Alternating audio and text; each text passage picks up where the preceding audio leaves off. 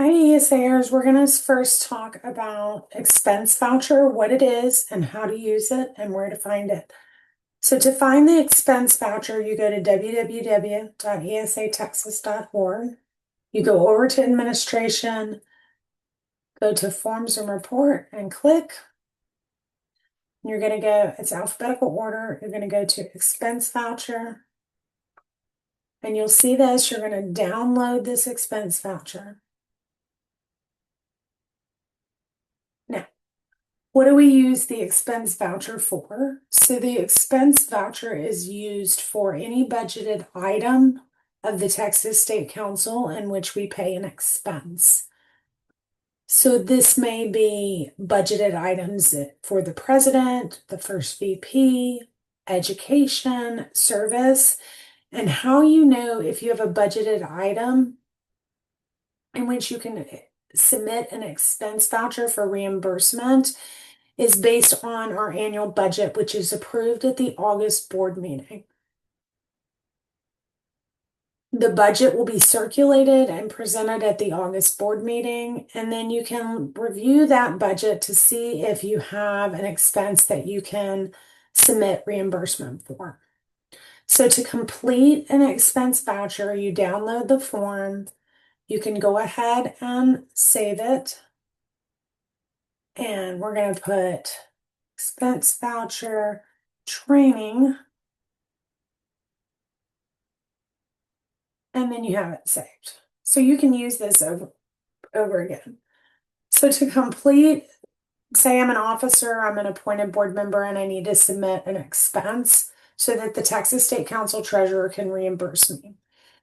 So I'm first going to put the date in, and I am going to request the reimbursement. I'm the one that has had the expense.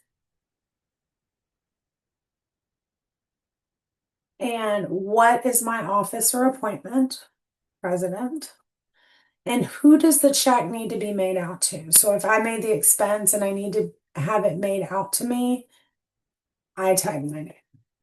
And then I'm also going to put my mailing address. I'm not going to do that online for privacy, but I'm going to put my mailing address.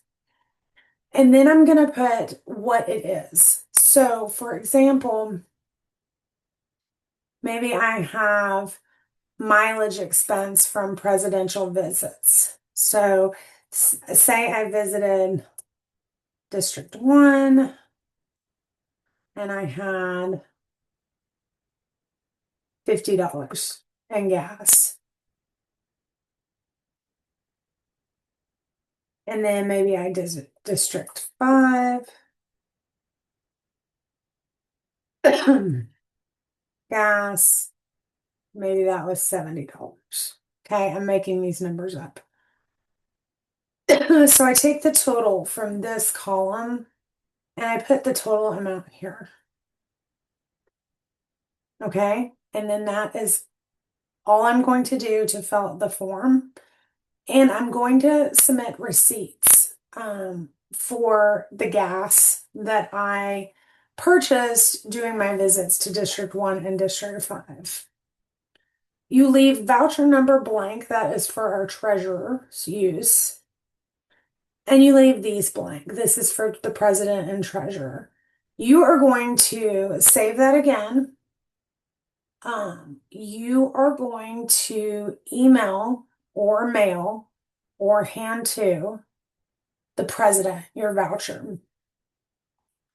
The state president reviews that voucher based on what is in the budget.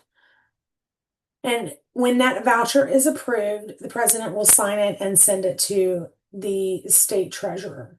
Please note, in order to be reimbursed for any expenses in a sorority year, the voucher must be submitted for approval prior to April 1st. There are no vouchers approved after April 1st in order for the treasurer to close her books and finish out the sorority year. I did want to make note, we have some expenses at convention, that those expenses incur at convention. And those expenses are our celebration of life, installation expenses, A few of those outstanding youth, a few of those expenses do not occur until convention. However, you still need to submit a voucher prior to April 1st. So, for example, if you are the outstanding youth chair and we have an outstanding youth winner that is going to be presented in May, you need to submit a voucher for that amount prior to April 1st to the president. If you do not, it will not be reimbursed.